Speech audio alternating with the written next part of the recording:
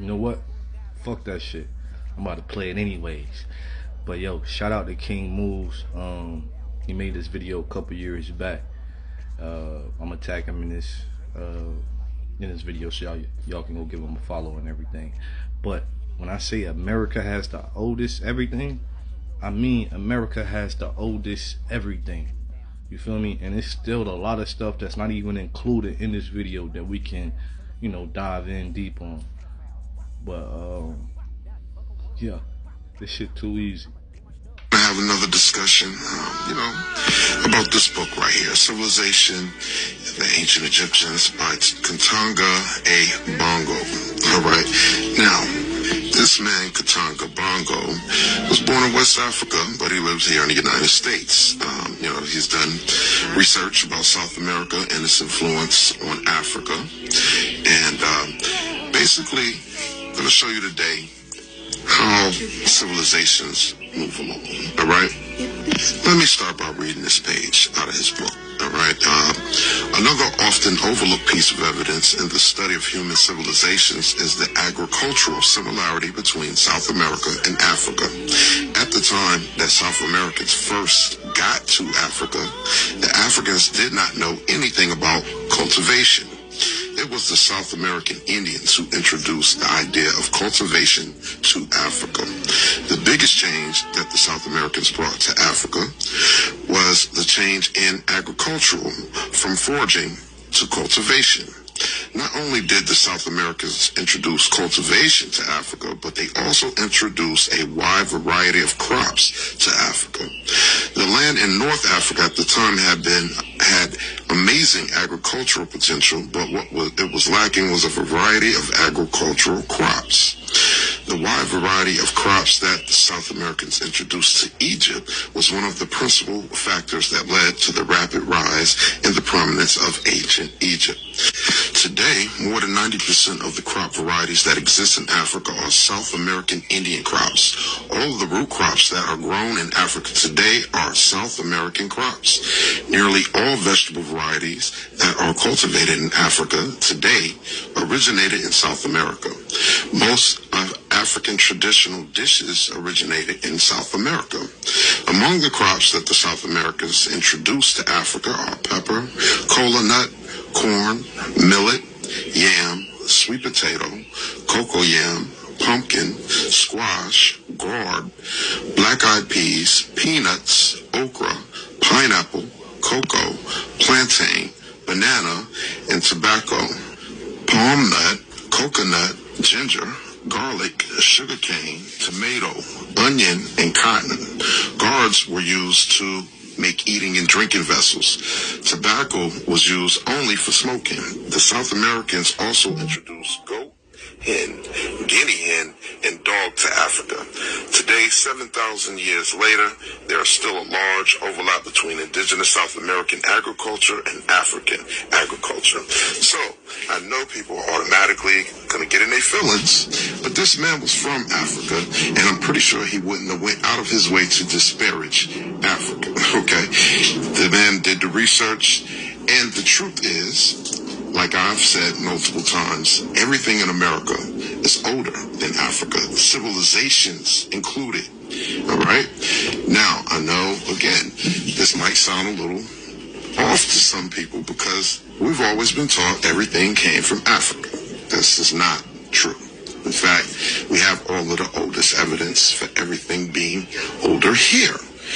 And before this modern era where they teach us everything is older in Africa, back in the days, Thomas Jefferson himself agreed with this theory, okay? This was from a book, Traditions of the Earliest Americans. And let's just read it. It says, it was the belief of the wise Thomas Jefferson that America was the first seat of the human race, and that Eastern Hemisphere was peopled from the Western. A letter written by him to the President Styles of Yale College in 1786, while he represented the United States at the court of France, was published in the American Museum for November 1787, page 492.